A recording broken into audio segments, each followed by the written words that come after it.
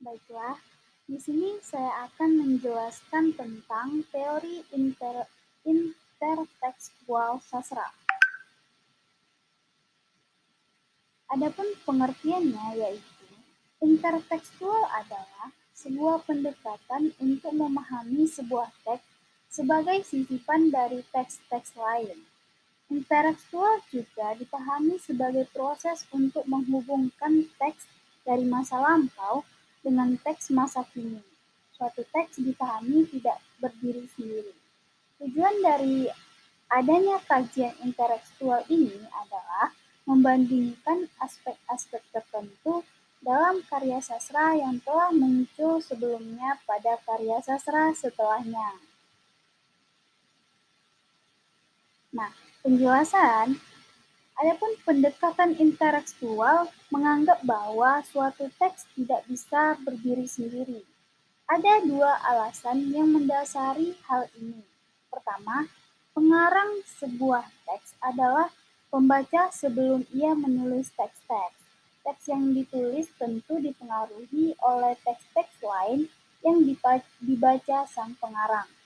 Dalam proses penulisan teks, pengarang menggunakan berbagai rujukan atau kutipan dari teks-teks yang telah ia baca. Nah, yang kedua, dalam proses tersebut ada pertentangan maupun penerimaan akan materi-materi yang ditemukan dalam teks yang dibaca. Teks-teks yang mempengaruhi bisa jadi teks-teks yang ada sebelum teks ditulis atau teks-teks yang berada pada zaman teks ditulis. Pengaruh yang diberikan teks-teks lain bisa dalam bentuk gagasan, ucapan lisan, gaya bahasa, dan lain-lain.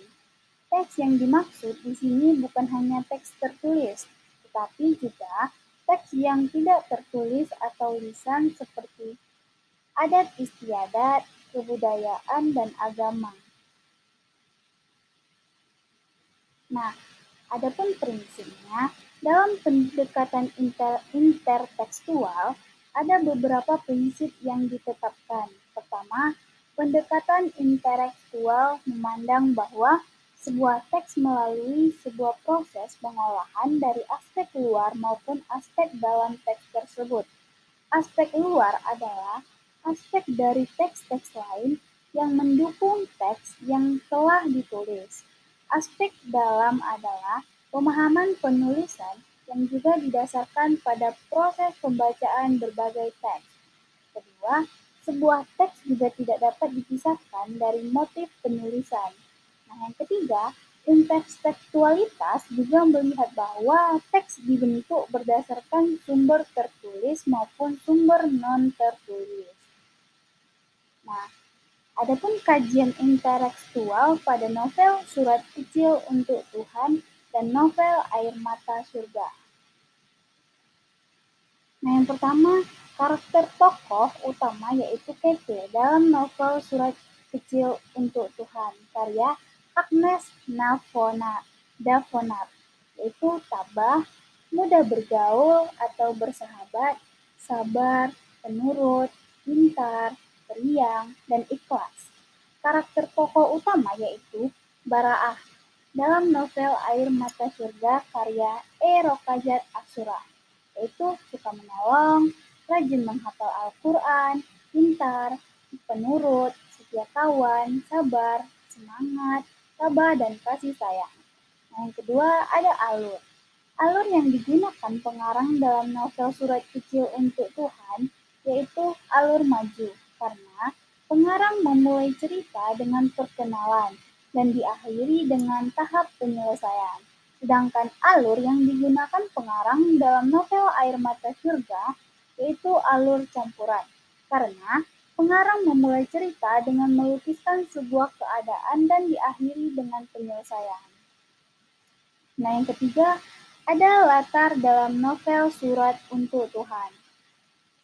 Nah, ada yang terbagi menjadi tiga, yaitu yang pertama, latar tempat pada novel Surat Kecil untuk Tuhan, karya Agnes Davonar, yaitu 19 tempat yang digunakan. Latar tempat dalam Air Mata Surga karya Ero Kajet Asura yaitu 22 tempat. Nah, yang kedua atau B, latar waktu dalam novel Surat Kecil untuk Tuhan karya Agnes Dalponar yaitu 8 waktu yang digunakan. Latar waktu dalam novel Air Mata Surga karya Ero Kajet Asura itu 5 latar waktu yang digunakan. Nah, yang ketiga dan yang terakhir, latar sosial dalam novel Surat Kecil untuk Tuhan karya Agnes Dalponar yaitu kepercayaan manusia terhadap karma atau kisah latar sosial dalam novel Air Mata Surga karya Ero Kajat Asura yaitu kehidupan masyarakat Timur Tengah.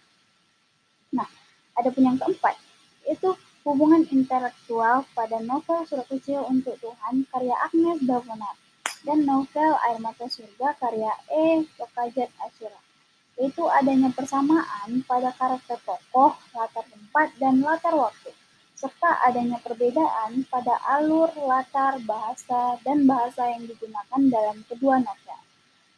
Nah, yang kelima, novel Surat Kecil untuk Tuhan karya Agnes Dalponar merupakan tipogram untuk novel Air Mata Surga. Hal itu terbukti karena adanya persamaan ide dan peristiwa-peristiwa yang terjadi dalam novel Air Mata Surga yang sudah lebih dulu diekspresikan Agnes Dalponar dalam novelnya yang berjudul Surat Kecil untuk Tuhan pada tahun 2008.